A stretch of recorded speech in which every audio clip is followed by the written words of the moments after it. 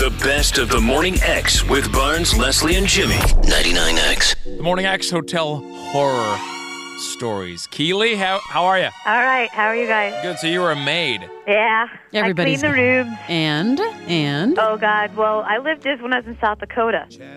And it was during the Sturgis Rally. For Harley Sturgis Rally. Mm-hmm.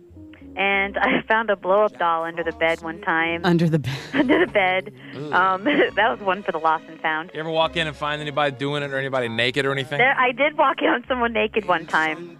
You were a hotel... It was pretty crazy. So the blow-up doll was under the bed, you said? Under the bed, yes. Under the bed. Like they had thrown it under there or something. Like somebody had walked in or something. I don't know. It was just strange. Not to get too graphic, but could you tell if it had been used? I would probably say yes. Ew, I wouldn't even touch the thing. I wasn't afraid. I was afraid too because I was just like, somebody else They put do their this. date under the bed. I'll tell you what. I mean, a hotel maid, yeah, really, you must see some wacky things as a hotel maid. Oh, When you walked in on the naked person, what were they doing in the room? Just walking around? He had just gotten out of the shower, I guess, and didn't hear me knocking. Because you guys knock and go in too quickly. Well, no, actually, they told us we weren't supposed to just, we were supposed to give them at least, a few minutes to come to the door or announce themselves or anything like that. And a lot of the times they have special locks in the doors. And then, of course, they have the signs you can put on there, do not disturb and stuff. Right. And so if it said do not disturb, we weren't even supposed to knock on the door. So what did he do when you walked in and he was naked? He had just stepped out of the shower, and I was getting ready to bring some stuff in to work on the room, and he, opened the door, and I was like, and he was like, and I'm like, sorry, and I, ran out. Did you ever go into a room and suspect criminal activity was taking place in there based on maybe what you saw? Well, I would say that considering I found some criminal stuff afterwards, yeah. What, drugs? You found drugs? Yeah. I found people, tons of that and found pipes and all that crazy stuff. People left their pot behind? Oh, yeah. Take them over to Lost and Found? Yep. Ever find anything you just said, I think I'll just hang on to this? Well, yeah. Like what? Okay. Really? Yeah. Like? Oh, well, there's it was kind of crazy because some people, they would leave, somewhere from cameras, the glasses and stuff like that, and we would have to turn them in. But after a certain period of time, they would say, well, if nobody ever claimed them, if we turned them in, we could have them. So I have to say I was pretty honest about that. If they left cameras or glasses or just any of those realm of things.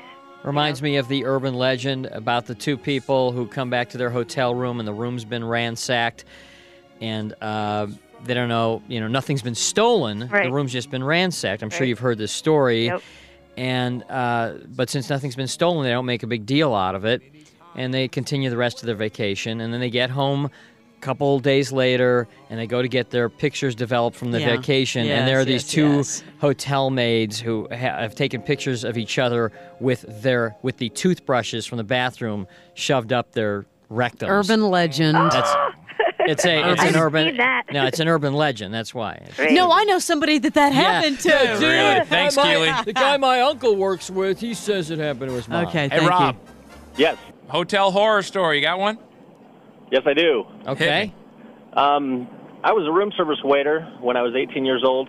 I had been on the job maybe a week. It was a Marriott hotel, very nice hotel. They taught us how to bring the breakfast in, set it up on the table, Okay, real Rob, nice thing. I got to interrupt you here. Yeah. I'm not sure where you're going with this. However, let me just say, Marriott is sponsoring a very, very large promotion of ours right now. If this in any way is going to reflect poorly on Marriott, I would rather you not tell this story. It does not. It's the guest. Gee, Jimmy, when did you ever care about the clients? Yeah, really, when did this start? Well, okay, so anyway, you're delivering something. I knocked on the door, had the tray all set up. It was a breakfast for two, flowers on the tray, everything. Knocking the door. A gentleman answered the door. He's probably about 6'2", real big guy, wearing a white teddy.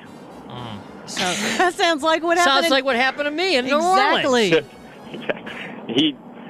He opened the door wide open and asked me to go ahead and put the food in there. I was just like, dude, this is where I draw the line. You were shaking. I handed him the tray and I was out of there. Hey, So, can you imagine what it would have been like being one of those room service guys working that hotel down the street when that Southern Comfort Conference was in town a couple months ago of the cross-dressers? Cross-dressers, yeah. oh, God. Thanks a lot. More of that story is coming up next after the short break. You're listening to the best of the Morning X with Barnes, Leslie, and Jimmy. 99.